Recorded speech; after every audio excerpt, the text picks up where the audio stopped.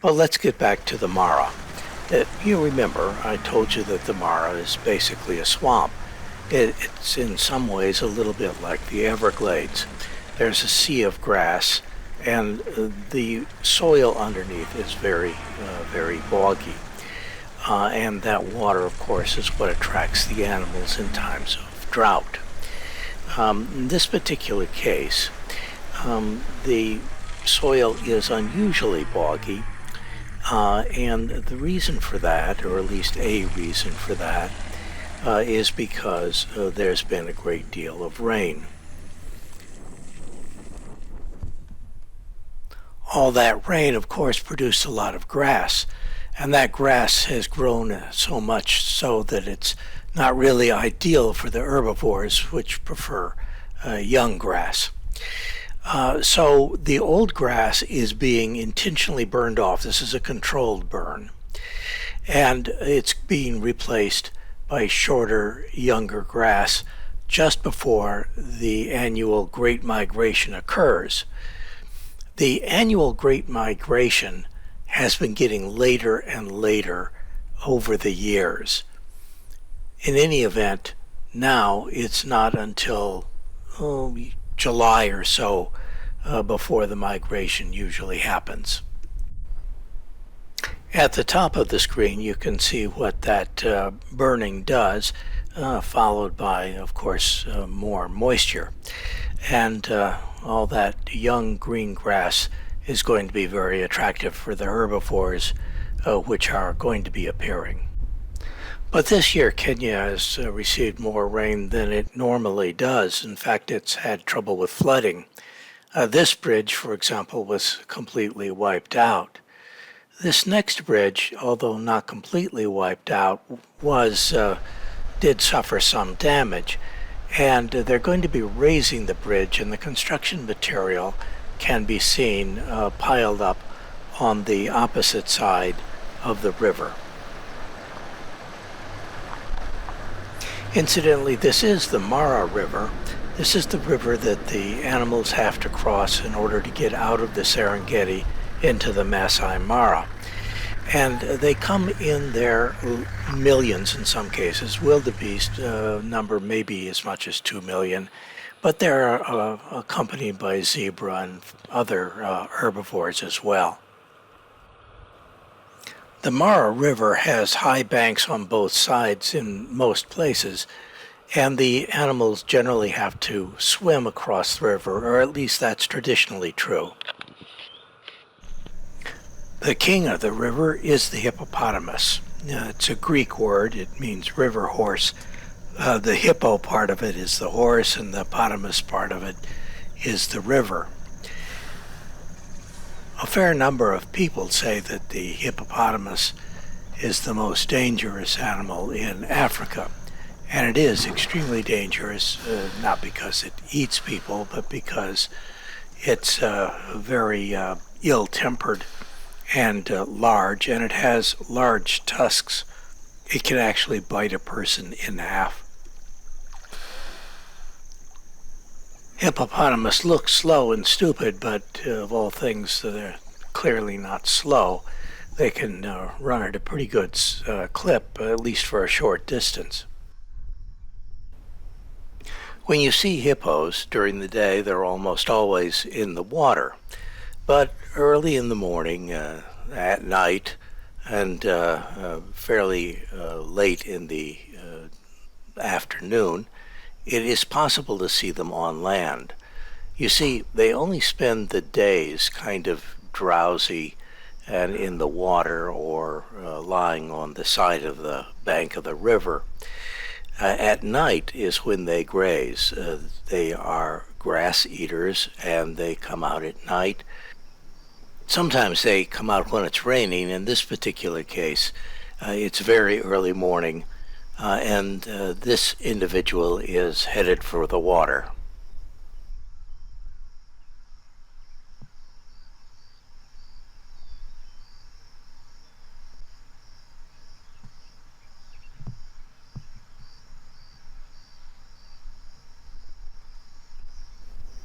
By the way, hippopotamus can't really swim, at least not very well. They mostly just kind of walk or bounce along the bottom of bodies of water.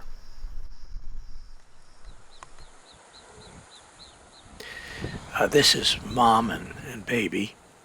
It was taken at pretty good range.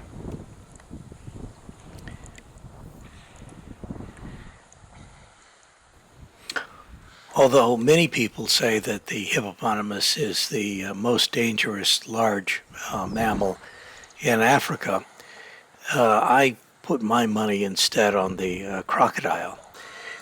Whereas the hippopotamus leaves evidence behind of its doings, the crocodile usually gets rid of the evidence. This crocodile is a real monster. Despite the fact that we've had recent substantial flooding in this area, the Mara River seems to be a little bit on the low side. These giraffe are not having any difficulty crossing, and part of the reason for that may have something to do with human impact. Not global warming, though. What's happened is the forest in the headwaters of the Mara River, well, which frankly is closer to the Indian Ocean, has been cut down to a large extent by farmers. And these farmers are causing the Mara River to fluctuate more than you would expect. The forest would normally act as kind of a sponge, and it would even out the amount of water that the Mara River is carrying. The Mara River incidentally flows not into the ocean, but rather into Lake Victoria. Elephants, too, are having no trouble crossing the Mara River, at least now. As you can see, the Mara has a wide variety of animal life, including this agama lizard, which has got to be one of the prettiest lizards on the planet.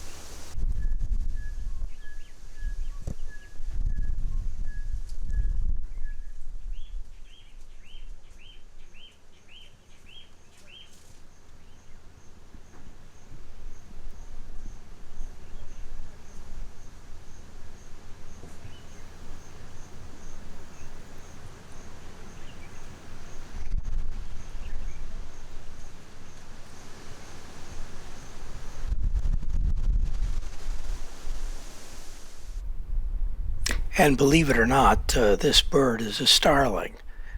It's a splendid starling, and it's got to be one of the prettiest starlings ever.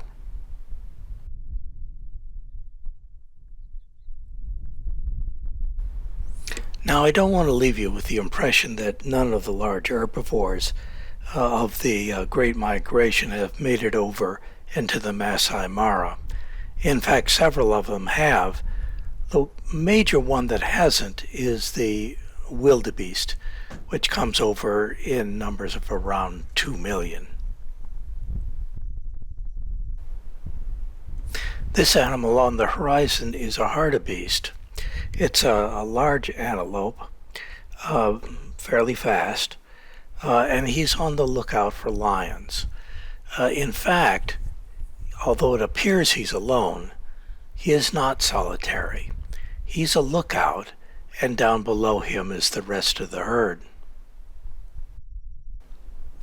Lions can hide in the grass remarkably well, and that's why they need a sentry. But hartebeest depend more on their sense of smell than on their vision. These are topi, which are also large, fast antelope, like the hartebeest. These animals are buffalo. They're not antelopes.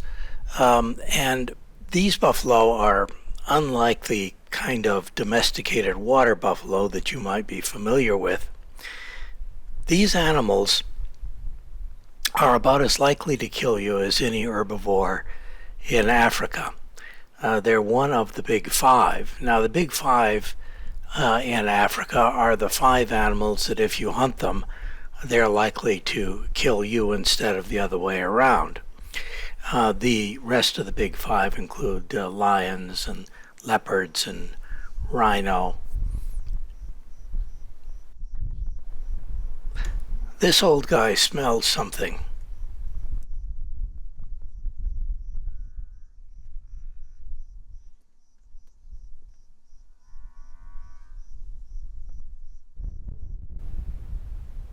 I suspect that this Cape buffalo is smelling this hyena.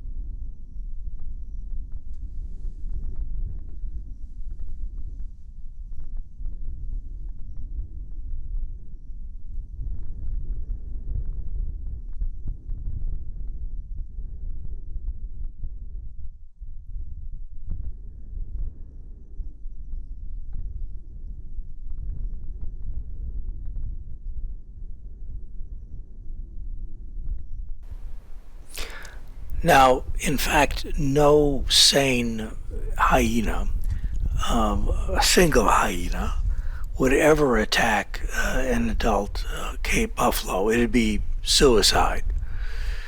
But that doesn't mean that there isn't prey out there.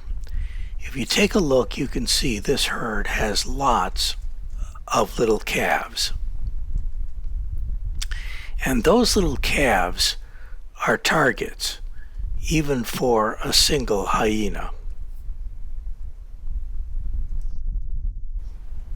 Now, this is where the hyena is in relationship to the herd, and notice how well camouflaged it is.